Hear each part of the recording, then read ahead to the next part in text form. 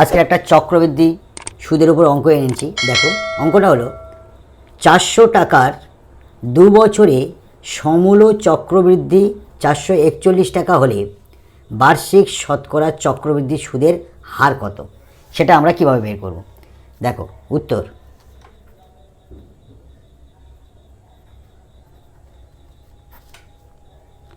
ধরি আসল সমান পি সমান কত 400 টাকা, সময় এন সমান কত 2 বছর বলেছে, 2 বছর, আর সমূল চক্রবৃদ্ধি, এই সমূল চক্রবৃদ্ধি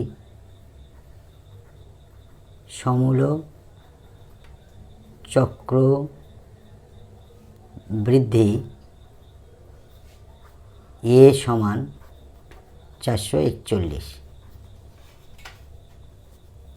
আর বার্ষিক সুদের হার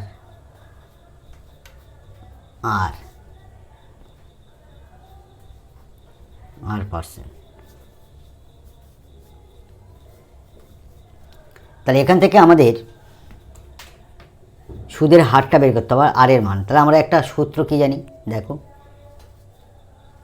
শর্তানুসারে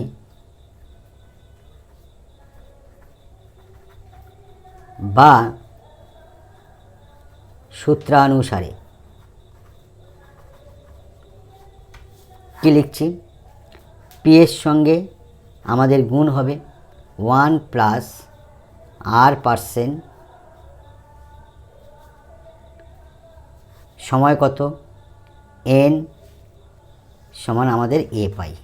তাহলে এইটা হচ্ছে আসল, এটা হচ্ছে সুদে আসল। তাহলে অতএব মানটা আমরা বসিয়ে দেবো। দেখো পি এর মান কত 400,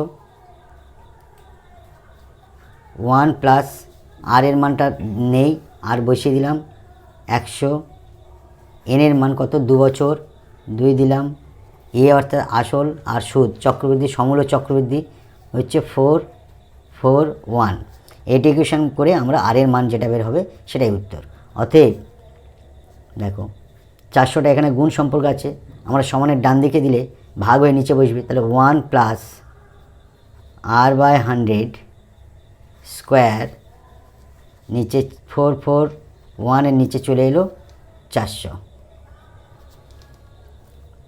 অতএব 1 প্লাস r/100 স্কোয়ার, আমরা 21 আর নিচে যদি 20 দিয়ে যদি স্কোয়ার দিই তাহলে 21 21 441 হবে, 20 20 400 হবে।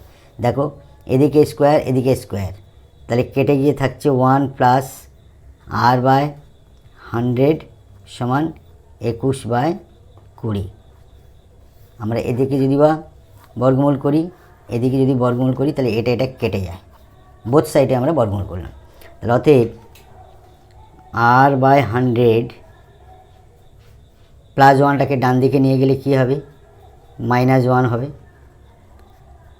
তাহলে r/100 সমান লসাগু এখানে 20, 21 বিয়োগ 20, অতএব r/100 সমান 1/20। অতএব ক্রস গুণ করি যদি বা আমরা 20r সমান 100, শুধু r সমান 100, নিচে 20 চলে এলো, এটা কাটাকাটি করলে 5, তাহলে আর এর মান কী বের হলো 5। অতএব সুদের